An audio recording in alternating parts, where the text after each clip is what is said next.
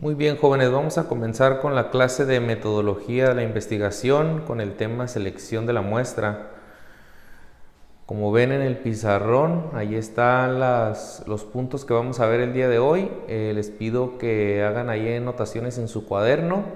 Vamos a intentar esta nueva modalidad. Hoy es 8 de mayo del 2020 y voy a comenzar mencionando unos puntos que son importantes. ¿Cómo están?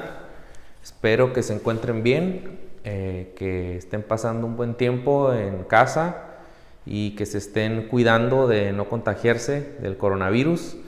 Es curioso estar hablando aquí solo, pero confío en que van a estar viendo ahí en sus casas y van a estar poniendo atención. Estoy intentando esta nueva modalidad para ver si se les hace más fácil entender los temas de esta manera, a diferencia del Blackboard, que a veces puede ser un poco tedioso, pero podemos ver opciones.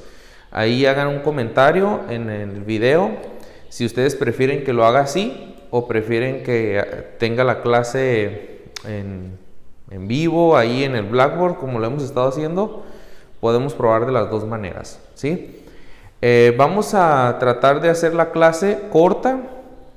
Como saben, trato de hacer un resumen de los temas que son largos para que ustedes puedan comprender los temas. Y vamos a comenzar. El tema de la clase de hoy es la selección de la muestra. Ese es el tema de la clase de hoy.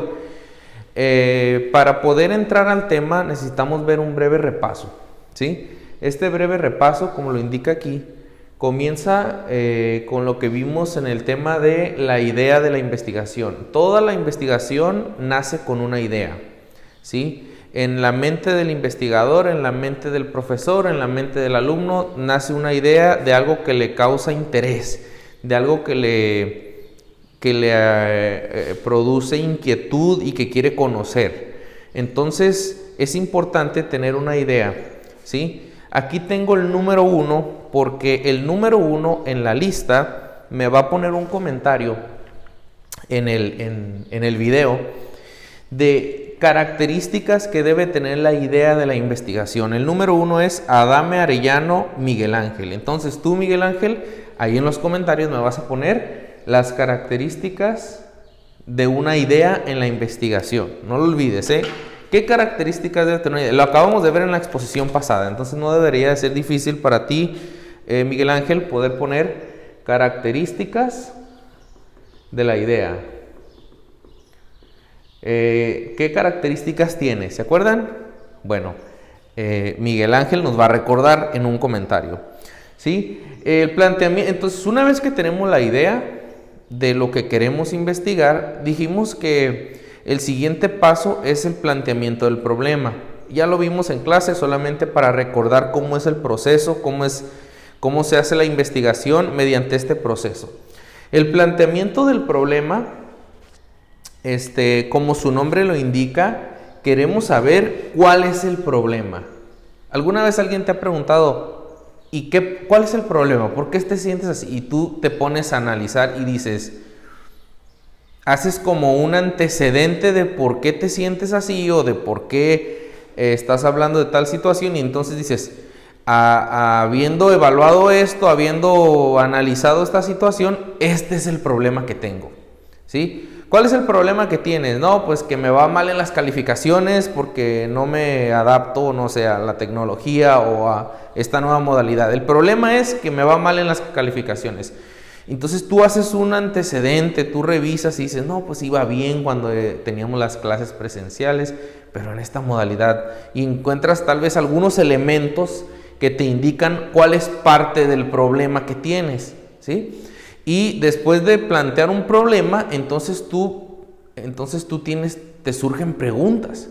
Por eso parte del planteamiento del problema es antecedentes. Nosotros hacemos un antecedente de cuál es la situación por la cual llegamos a donde estamos, y después planteamos preguntas, objetivos, justificamos. Son los elementos del planteamiento del problema.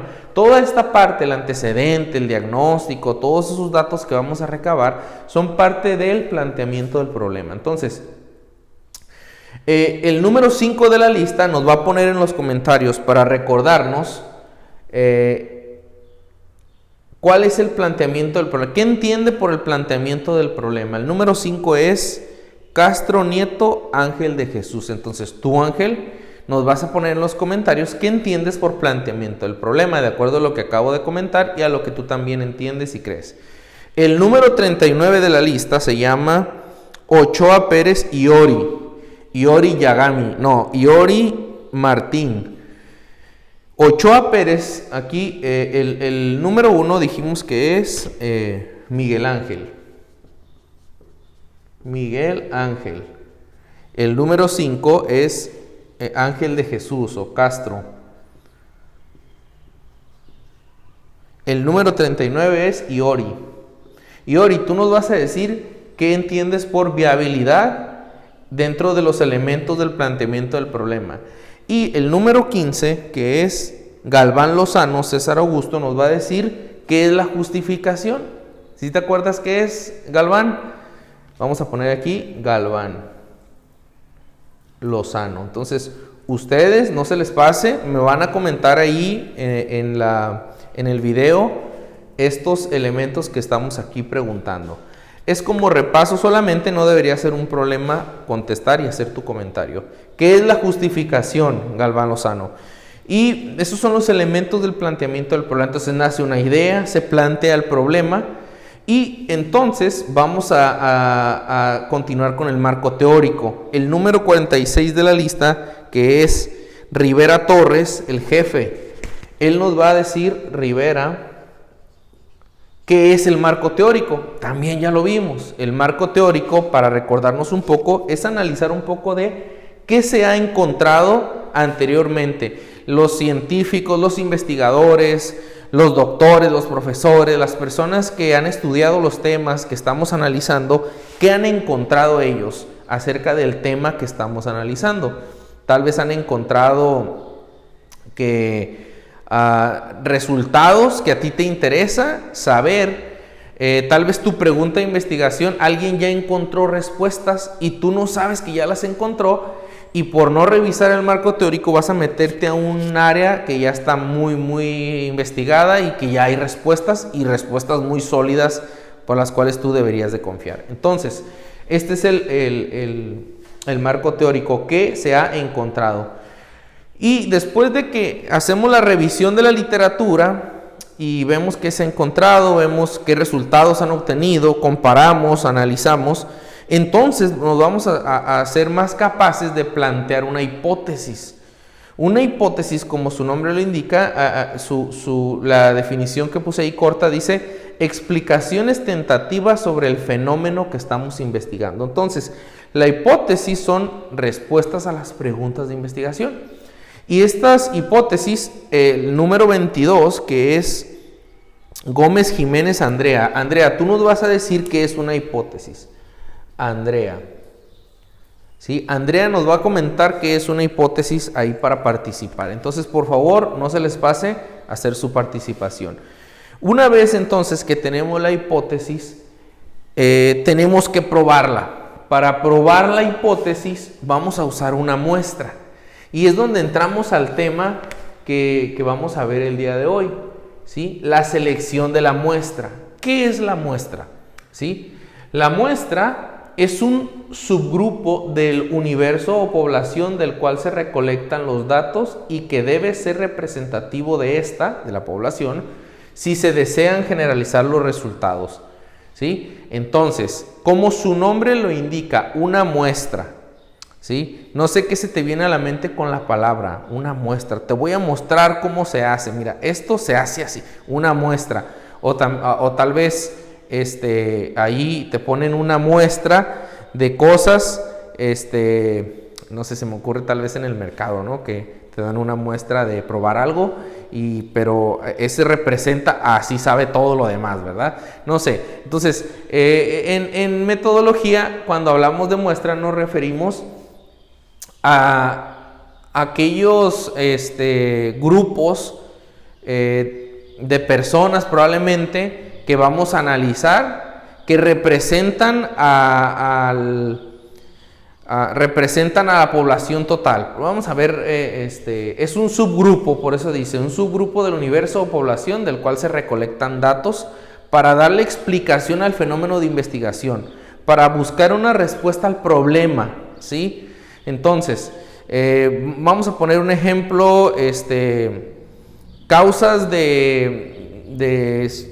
el tema, no sé qué tema estará interesante, tema de los jóvenes y el suicidio, por ahí lo vimos en la clase en alguna ocasión, y queríamos buscar causas que deprimen a los jóvenes tal vez y que los llevan a suicidarse. Entonces no vamos a nosotros hacer una encuesta a todos los jóvenes del mundo ni a todos los jóvenes de México. Vamos a usar un grupo pequeño para entonces inferir sobre ese grupo y decir las causas de que se deprimen los jóvenes y después, no sé, los llevan a suicidarse o a las drogas, son esta y esta y esta, ¿no? Problemas familiares, violencia en la familia, deserción escolar, y eso viene ocasionado de acuerdo a este grupo de jóvenes que analizamos. Este pequeño grupo nos da una explicación a ese fenómeno y es representativo de todo el universo de jóvenes, ¿sí? Aquí tenemos un ejemplo, ¿sí? Representa a toda la población. Todo este grupo de personas es la población, el universo, ¿sí? Todos los jóvenes del mundo, no sé, en el caso que mencionamos, ¿sí? Y aquí tenemos, es una muestra que representa a todos estos. Sí, lo interesante de seleccionar la muestra, lo van a ver todavía con mayor precisión en las clases de estadística, porque ahí les dan métodos para calcular exactamente. Vamos a ver nosotros algunos también, pero ven cómo analizar los números de una manera más apropiada y más opciones. Pero bueno, el caso es que representa a todos, ¿sí? Pero ¿cómo podemos nosotros decir que este grupo puede representar a todos? Con los métodos que vamos a ver más adelante. Pero aquí el punto es identificar qué es, ¿sí? Para que cuando escuches la palabra una muestra, entonces tú no te quedes como, ¿y de qué está hablando? ¿O de qué se trata? Entonces se trata de esto, ¿sí? La muestra representa a todos. ¿Cómo voy a saber qué tan grande debe ser la muestra? Pues dependiendo de qué tan grande es la población y dependiendo del tema, y dependiendo del planteamiento, dependiendo todo lo demás de tu investigación y dependiendo qué es lo que estás buscando, dependiendo de qué método utilizas para calcular la muestra y todo esto. Estas son unidades de análisis, las personas, unidades de análisis. Entonces, esto es una muestra, ¿sí? Que representa, tú vas a encontrar respuestas en esta muestra que va a representar a todos los demás y por lo tanto queremos que nuestra muestra sea representativa. No vamos a usar a uno para representar a todos, no vamos a usar a 3 para representar a todos. Eso tenemos que analizar bien cuál es la cantidad apropiada para decir que esta muestra representa a todos los demás. Pero el punto aquí es identificar qué es la muestra simplemente, ¿sí? El método de cuántos lo vamos a ver más adelante, ¿sí? Ahorita es qué es. Entonces, ¿cuál es el proceso para seleccionar la muestra? ¿Cómo yo voy a seleccionar no sé, aquí son 4, son 8, o aquí son 3, o aquí son 4 también? ¿Cómo voy a saber cuántos? ¿Cuál es el proceso? Número 1 es determinar la unidad de muestreo. Número 2, delimitar la población o universo. Número 3, elegir la estrategia de muestreo. Número 4, calcular el tamaño de la muestra. Y número 5, seleccionar las unidades de muestreo. En esta ocasión nos vamos a concentrar simplemente de manera muy sencilla en definir estos 3, ¿sí? Y en la próxima clase vamos por los otros 2 y continuamos viendo algunos puntos que nos van a ayudar a entender cómo hacerlo para nuestra investigación, ¿sí? En cuanto a nuestra clase, no es necesario que en esta ocasión hagamos todo un proceso de muestreo para para nuestro trabajo final. No va a ser necesario, no va a incluir, pero sí es importante que conozcamos de qué se trata. ¿Está bien? Entonces, el proceso número 1, determinar la unidad de muestreo. 2, delimitar la población. 3, elegir la estrategia. 4, calcular el tamaño. Y 5, seleccionar las unidades. Traten de recordar los 5 puntos que son el proceso. Número 1, el proceso para seleccionar la muestra. Número 1, determinar la unidad de muestreo.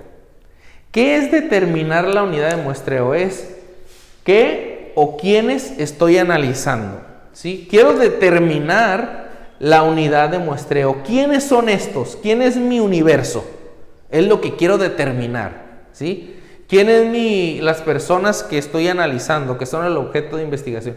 Las personas, objetos, sucesos, colectividades, etcétera. Ejemplos. Aquí nos menciona un ejemplo. Hay una encuesta, se hace una encuesta de opinión sobre tendencias de los votantes.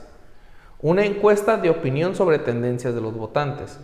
Entonces, la unidad de muestreo son todos los mayores de 18 años porque son los que tienen capacidad de votar, ¿sí? Yo no voy a poner a niños, no entran dentro de la unidad de muestreo, ¿sí? Entonces, determinar qué o quiénes son los que voy a analizar. Mayores de 18 años que tienen capacidad de votar, ¿sí? Ya tengo qué o quiénes, ¿sí? Mayores de 18 años. Niños con discapacidad, pues entonces voy a ir con sus padres o con los niños mismos. Pero también depende qué es lo que está en mi planteamiento del problema, depende de todo el contexto de mi investigación, es como lo voy a abordar, pero me da una idea de sobre quién voy a ir, ¿verdad? Tengo que determinar la unidad de muestreo. Empleo del sector primario, pues ahí es agricultura, ganadería, minería, no sé. Entonces, yo quiero analizar solamente sector primario, ¿sí? Entonces, tengo que determinar quiénes son, ¿sí? Estas personas que voy a analizar, estas personas que voy a investigar, ¿sí? Ya que tengo claro, eso desde el planteamiento del problema, por eso era importante el repaso. Desde el planteamiento del problema lo tengo más o menos identificado o bien claro, determinar la unidad de muestreo. Acá solamente es tenerlo bien seguro, bien delimitado y bien claro, ¿sí? Aquí entonces, este es el número 1. Ya que tengo bien determinado esto, ahora sí voy a delimitar la población o universo. La población es el conjunto de todos los casos que concuerdan con una serie de especificaciones. Todos estos es la población, ¿sí? En el caso dijimos mayores de 18 años con capacidad de votar. Todos los mayores de 18 años entran aquí. Jóvenes en preparatorias, aquí entran todos los jóvenes de preparatorias, ¿sí? Esa es mi población y la voy a delimitar, ¿sí? Entonces dice, concuerdan con una serie de especificaciones. ¿Cuáles especificaciones? Las que yo ya analicé en el planteamiento del problema, porque mi investigación tiene un rumbo, mi investigación va dirigida a cierto fenómeno. Entonces yo quiero darle una explicación a ese fenómeno y para explicar el fenómeno tengo que delimitar la población que voy a analizar, el universo, concuerde con una serie de especificaciones. Ejemplo, analizar las condiciones de trabajo de los obreros que trabajan en empresas de Baja California. Si yo quiero analizar las condiciones de trabajo de los obreros que laboran en Baja California, entonces tengo que contestar las siguientes preguntas. ¿De todas las empresas? ¿De todas las industrias? ¿Todos los municipios? ¿De todas las colonias? Tengo que poder contestar eso. Les digo, todo esto ya viene parte del planteamiento, pero aquí se afina, aquí es importante saber qué datos tengo, qué datos hay disponibles en internet, ya sea en INEGI, en Coneval o en diferentes no sé, páginas de internet o si es algo más como de empresas, qué empresa me va a dar la información y de qué tipo de información tienen disponible para darme. Si es en escuelas, voy a hacer un estudio en una universidad, si la universidad voy a poder hacer y qué tipo de personas hay, no lo sé. Todo va a depender del tipo de estudio que estoy haciendo. Aquí estamos generalizando solamente. Entonces, es importante delimitar la población. 3 errores que se cometen, ¿sí?, cuando delimitamos es, número 1, no incluir casos que deberían de estar incluidos, ¿sí? Si yo no incluyo, por ejemplo, en el caso de, no sé, el análisis de niños con discapacidad, pues deberían de estar incluidos diferentes tipos de discapacidades. Hay uno que se llama trastorno de Charge y yo no lo conocía, y si lo excluyo, pero también lo debería de haber incluido el de Tourette, el que dicen palabras, ¿verdad? Autismo ya es más conocido. Pues estoy analizando personas con discapacidad. Discapacidad intelectual, discapacidad física, ¿qué tipo de discapacidad? Y si yo no incluyo cierto tipo de discapacidad, entonces voy a estar omitiendo información valiosa para mi investigación, ¿sí? Otro error que podemos cometer es incluir casos que no deberían estar, ¿sí? Por ejemplo, yo incluyo en discapacidad niños que no tienen discapacidad, ¿sí? O que tienen algún trastorno que no es considerado discapacidad, ¿sí? Por ejemplo, tú tienes niños con autismo y el autismo es considerado una discapacidad intelectual, pero tienes otros trastornos, creo, si no me equivoco, déficit de atención con hiperactividad no es considerado una discapacidad, ¿sí? Una discapacidad entra más por ejemplo, una persona que no puede caminar, pues, su nombre dice, está discapacitado, no puede caminar. El autismo, hay una parte del cerebro que no, que el autista, lo social no lo puede distinguir, entonces por eso es considerado, no puede.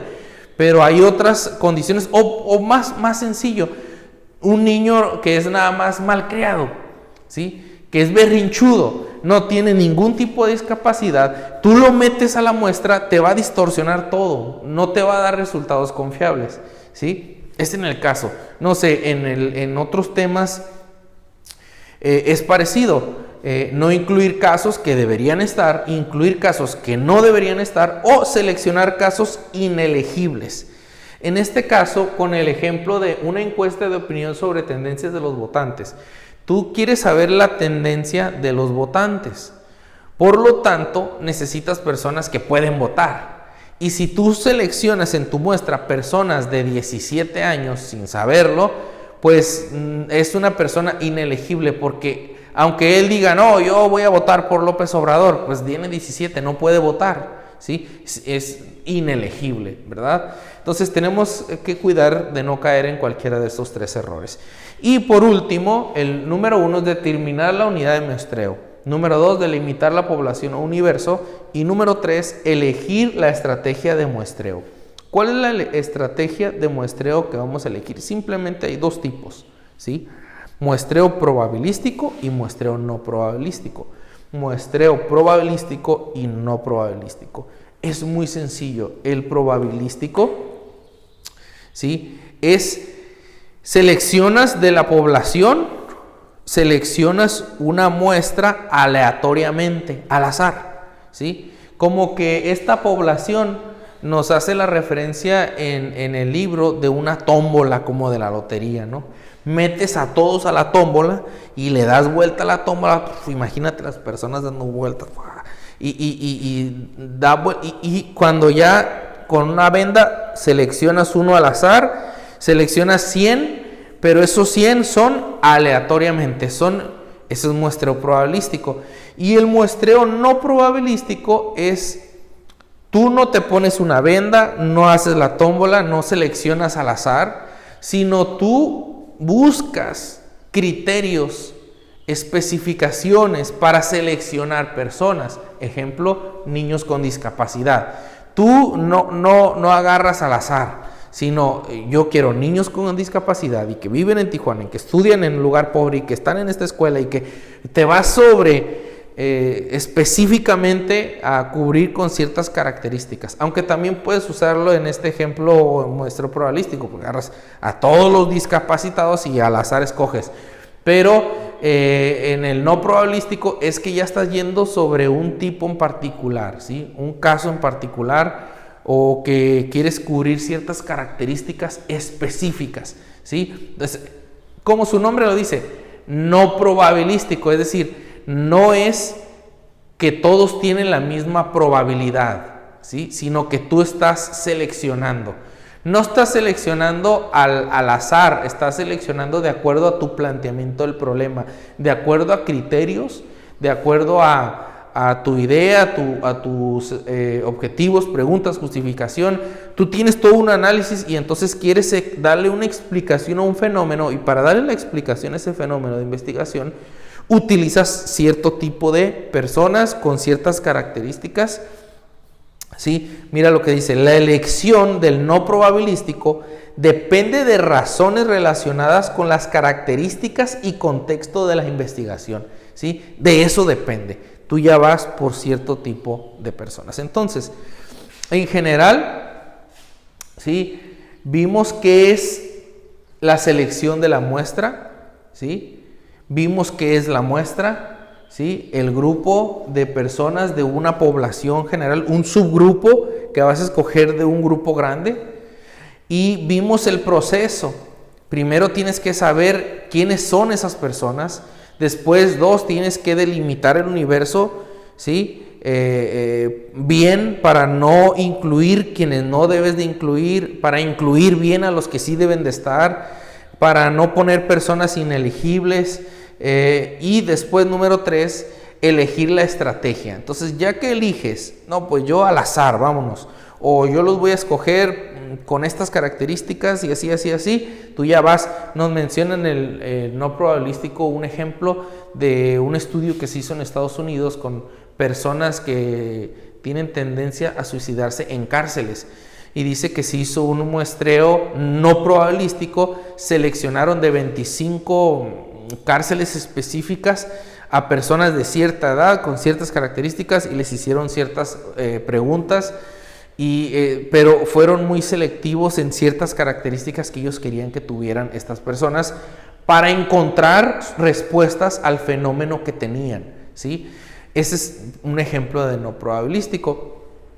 Y entonces, una vez que elijo la estrategia de muestreo, entonces voy a calcular el tamaño de la muestra y seleccionar las unidades de muestreo. Estos dos, cómo calcular el tamaño de la muestra y cómo seleccionar las unidades de muestra, lo vamos a ver en la siguiente clase. Ustedes pueden ir viendo si les interesa el tema. Hay mucho material en internet.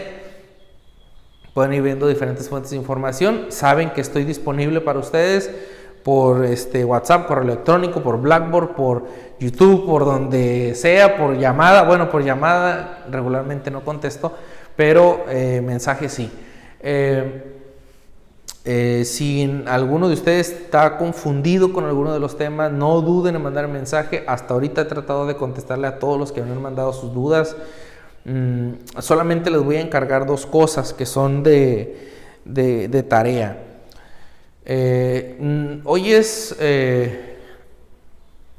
viernes y no voy a dejar tarea como cada viernes lo hago. No voy a dejar una tarea para el lunes, pero sí voy a dejarles 2 tareas que es importante y necesito que ya vayan viendo.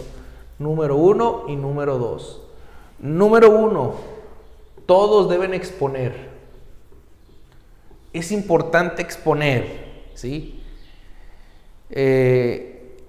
Hagan un esfuerzo, comuníquense, contacten a su equipo. Si no tienes equipo, busca un equipo, ¿sí? No esperes a que llegue el día y me digan, no conseguí equipo. No, exponer es importante, consigue un equipo, ¿sí? Solamente hay 10 que van a exponer, no más, ¿sí? No va a ser más.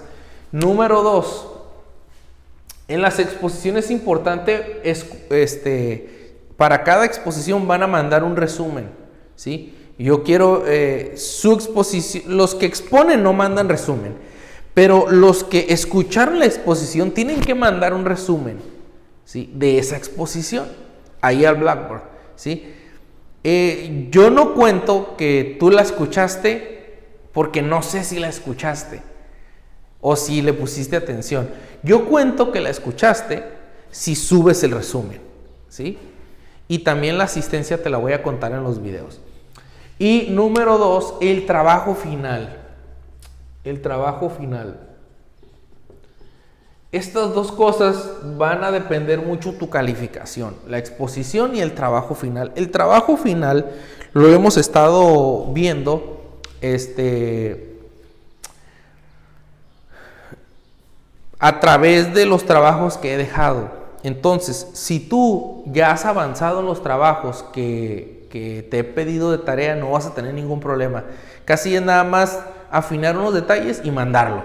No vas a batallar. Si tú no me has mandado tareas, sí vas a batallar, porque en el trabajo final va toda esta parte, hasta la hipótesis, y por ahí un marco teórico, hipótesis, planteamiento del problema. Prácticamente es esta parte, ¿sí? Y tiene que ir bien estructurada. Entonces te encargo mucho que vayas avanzando en tu trabajo final. Si tienes dudas, me mandes un mensaje, ¿sí? Por mi parte, jóvenes, es todo. Deseo de todo corazón que les esté yendo bien, que cuiden su salud, que estén bien en casa. Hagan un esfuerzo, ¿sí? Hagan un esfuerzo por poner atención a pesar de las circunstancias de estar a distancia. Adáptate. Adaptarse a los cambios es algo bueno. Te ayuda a superarte, te ayuda a fortalecerte. Si no te sabes adaptar, vas a fracasar, y no queremos eso. Queremos que salgas adelante con tu carrera, queremos que termines, queremos que te vaya bien. Entonces, todos los maestros, me incluyo, y estamos para servirte y estamos para ayudarte en lo que podamos. Espero que te sea de ayuda esta clase y las demás clases que vamos a estar dando. Cualquier cosa, estamos ahí en contacto ya les comenté, los diferentes medios. Hasta luego.